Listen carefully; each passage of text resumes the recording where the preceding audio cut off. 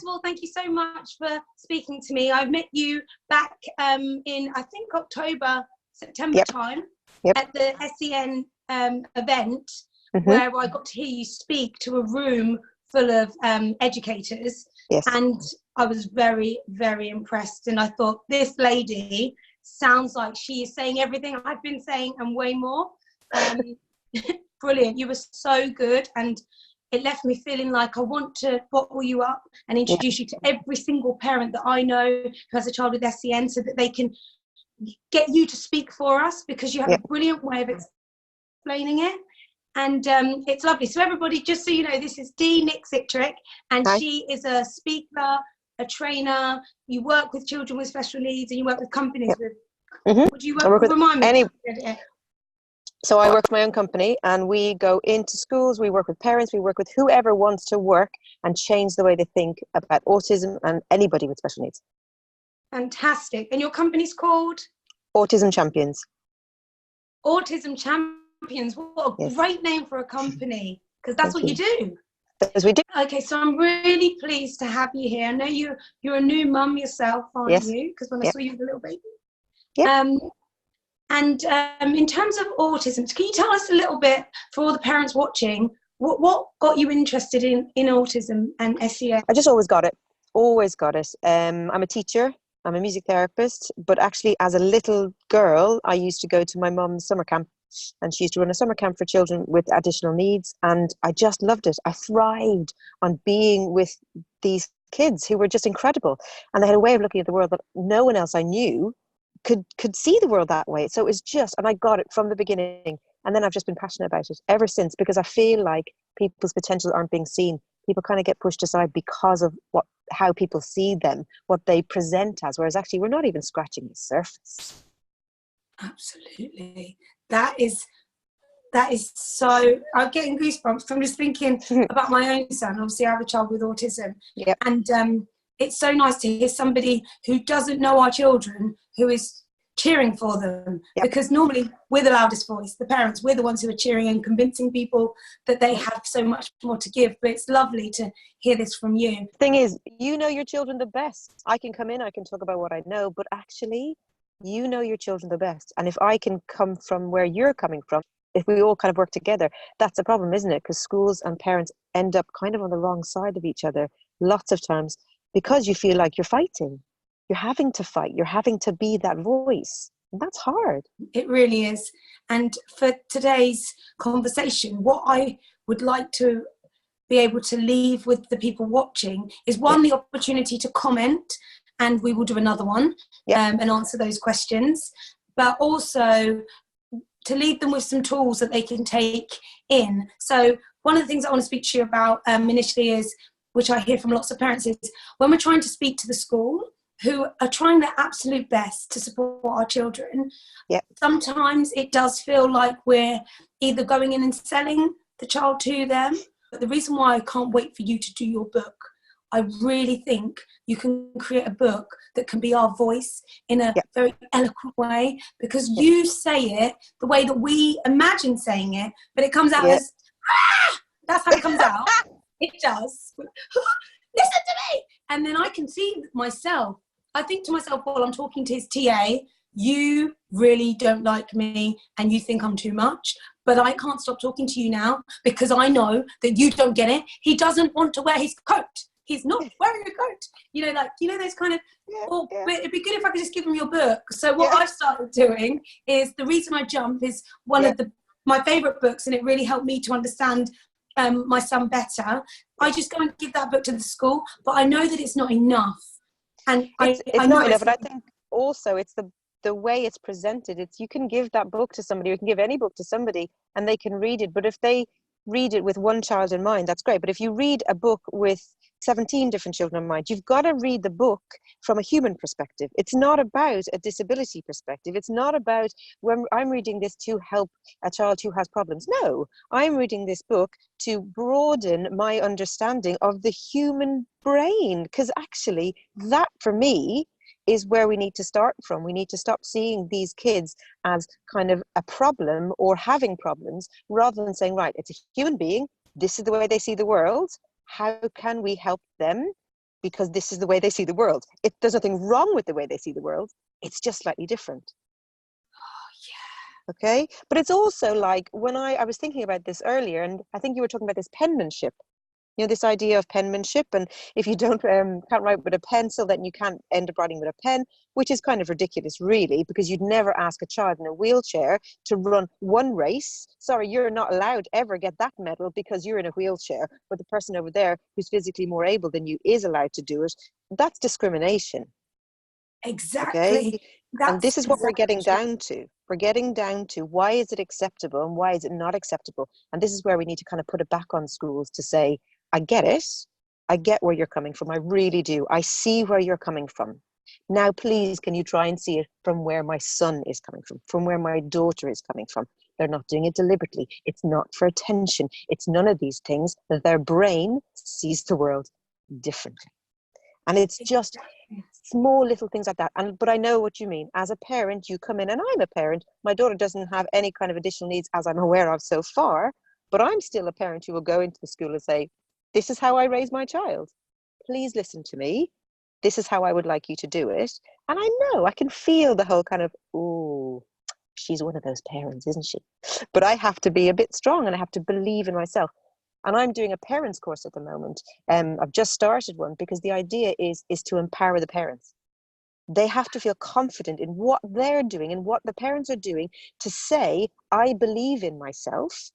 Because I think we do get anxious. We get scared of the school system. We get scared of being judged by them. So then we become disempowered. Absolutely. I totally sometimes feel like, take away my title, that I'd never tell people, you know, I'm an autism activist, because I've said it to some teachers and they think, oh gosh, here we go. Oh, and then you tell them that you've got a book and that you do these courses. They're not, and I don't want to be that to them. I just want to be his mum. But what happens to me is I have the words, I have the knowledge, but the minute I have to communicate to the teachers how important it is to me, I lose it. I need to come to a course, like a parenting course that you're running, where you can give me the phrases to say and how to behave. But if you've got it, you've absolutely got it. And I think this is, again, where we need to start building relationships between schools and parents. It's because I think schools feel challenged, they feel threatened, they know they're not doing a good enough job. So, but the thing is, they make you feel like you're not doing a good enough job. So then both of us are at this place where we're like, neither of us are good enough. So then both of us put up these kind of barriers and walls, and this kind of, we become defensive straight away because we're like, no, this is what we're doing and we're doing our best. And you go, well, I'm doing my best too. But actually, in the end, we've got to keep your son, if we're talking about your son at the center of it. This is who he is. And then I suppose it's going back to school and saying, right, okay, so he has to wear a coat. Why does he have to wear a coat? Because he'll get cold. Okay, so if he tells you he's not getting cold, why does he have to wear a coat? Because it's cold outside. Okay. If his body is giving him signals to say he's not cold, let's make this a plan. He brings his coat out with him. He has to carry it to the playground. We put a hook in the playground. He hangs it there. If he's cold, he then has a choice to put it on, and then he carries it inside. So there you go. There's a get out of jail for everybody. That's brilliant. I wish I had that when we started this. Win-win. It's got to be a win-win, right? Yes. But it's about control. School need to feel like they have an impact. They're in control. But also, you need to feel like, no, hold on a second. My son needs to feel like he's in control. He needs feel like he's kind of self-efficacy. But this is, unfortunately, at the moment, our education system is taking that away from people. Exactly. They're not giving people the ability to be able to say, this is what I want. With the coat thing, so I was thinking to the next level. So for my son, where I've convinced them to let him not have his coat, I hear a remark like, well, he was cold today and he had his coat. I said, great. So I'm thinking the levels... But that shows that when he's cold, he'll wear his coat. But it wasn't presented in that. It was presented, so really, all the other times when he wanted his coat, he could have actually worn it. And I was just left with thinking, no, well, maybe that day he was more cold. Yeah, and he put it on. Yeah. Yeah. And this is the thing, he put it on. So let's think of that as a positive. But it wasn't. It was more like... do it. But it wasn't. Exactly. It was seen as a ha-ha. Yeah, he does wear his coat. Yeah. But it is, but again, it's about them feeling like they're doing a good job. And I suppose it's coming at it from a very humanistic point of view, saying, I know you're doing a good job. I get it. I believe in you as a school. I believe in you as a TA. I believe in you. What I need you to do is believe in me, and that I'm not just going to come to you with every single nitty gritty tiny little thing, but I do need you to believe in my son as well, and listen to him and take his word for what's going on. He's a very capable young man. Those who are nonverbal, and this is the thing that gets me, children who are not talking, the whole idea, just because I'm not talking doesn't mean I don't understand. So we need to really stop and think about, right, am I treating this child in a way that is just because of what I see? Am I really stopping and saying, what is this child capable of? And I'm seeing a lot of that at the moment. And one of my things is to get into special schools, because I feel like there's brains in those special schools that are just bored out of their mind. And in fact, it's slightly institutional and a bit scary what's going on in some of the schools. Been in them. I know, shocking, isn't it? Well, I had to take my son out. We went for a journey. We put him in one, thinking it would be good for him, but he digressed. And no disrespect to the TAs in there, but honestly, I'll tell you this one thing that happened. This one thing that will make you, and it's just this particular school, so I'm not tarring them all. My son, he can speak and he can count in about 6 different languages. He loves it, up to 100, and he's been able to do it since he was about 3. And this one time, about 2 years ago, he could count in Japanese, and he'd got up to about 30. So I said to his TA, because I'm still trying to say, look, that he has got gifts. So I go in and say, you never guess what, on the weekend, Quincy counted from 1 to 30 in Japanese, didn't you, Quincy? Maybe you could show your teacher today. So they went in, they come back at the end of school, and I said, did Quincy show you? Did he show? And the teacher said, well, I don't know if you got it right, because I can't speak Japanese. I was like, what? I was like, how is that? I can't speak Japanese, but can we just trust, or you could have Googled it, but I'm saying, let's find a way to cheer him on, let's champion him, because he's done something amazing. Which they missed the point. They were like, yeah, he did start counting, but I can't verify it because I can't count in Japanese. That's when I was like, right, we're getting out of this. We can't stay here. Yeah, I know. So what advice? It is exhausting. What advice to any parents who are listening, who either have a child with autism, dyslexia, SEN, non-verbal, their child's currently in the education system, they're either in mainstream or SEN, and you feel there's this little whisper that's getting louder that is telling you, you don't think that your child is in an environment that is fulfilling their potential. You know that there's something wrong, but you know there's no other school. We tried really hard to get into that school anyway. What should that parent do 2020? You, with all your knowledge and your experience working on both sides, how and what shall we do? What can we do now to help our child? How do we do that? Well, first of all, is keep believing in them. Because it can be very easy to stop believing. Yes, you keep believing, you keep believing, you keep believing. You keep validating that child's experience. If you can have no impact on the school straight away, you have to have an impact on your child. So when that child comes home and is completely distraught because the whole day has fallen apart, you have to just constantly validate what's going on for them. It has been a horrible day for you. No one is listening to you. I understand. What can we do? And you start giving that child tools. And then I think you need to start keeping a log. And this is the thing that I get, is I keep logs and I keep kind of ideas about what has gone on during the day. And then I drip feed. Because it's so easy to go in and say, this is awful, but actually easier if you go in and say, oh, look, this tiny thing came up the other day. I was wondering if, and then not do you just also give them the issue, you've got to give them a solution. Okay. And this is where problem solving is really, really key. You stop, you think with your child, you work with your child, you validate with your child, and that child will give you the answer. Don't worry whether that child is verbal, nonverbal, whatever. that child will give you an answer, a way forward. And then you go to the school and say, look, yesterday there was an issue with the lunch boxes, and the lunch boxes were put back in a different way. Now, I know it's really such a small, tiny thing, but I was just wondering, I had an idea, and my son thought it was a really good idea. Could he possibly bring his lunchbox and put it in a special place where his name is? I've actually made the name label for you. Would that be possible? We could just stick it here. Would that be okay? Could we try it maybe for a week and see if it would help? Wow. They can't say no, because actually you've done a lot of the work. And then if they don't follow through on it, then you can say, oh, I can see that I made the name label for you. I have said that it is an issue, but you're not doing it. Can you explain to me why you're not doing it? And then you put it back to them. At that point, you have done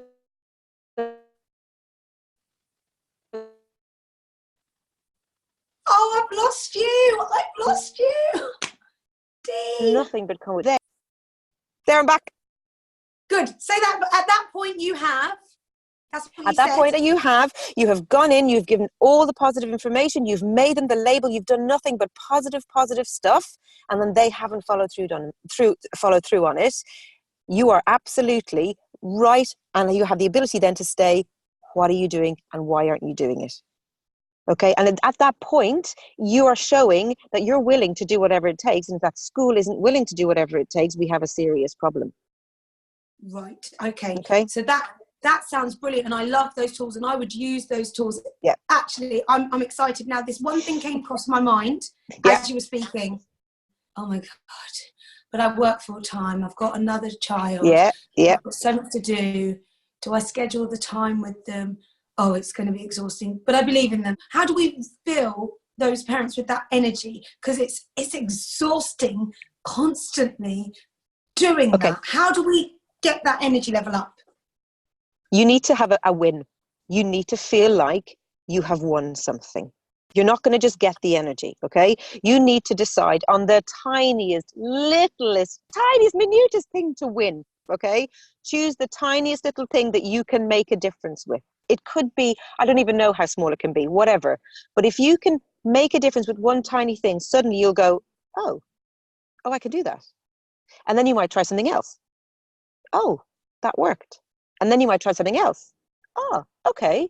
And then you'll find that you'll get into a rhythm where suddenly it doesn't become such a big issue, but start small. The issue is because there seems to be so many problems, so many things going on a daily basis for our kids, that it just becomes overwhelming. If we're overwhelmed, can you imagine what our kids are feeling?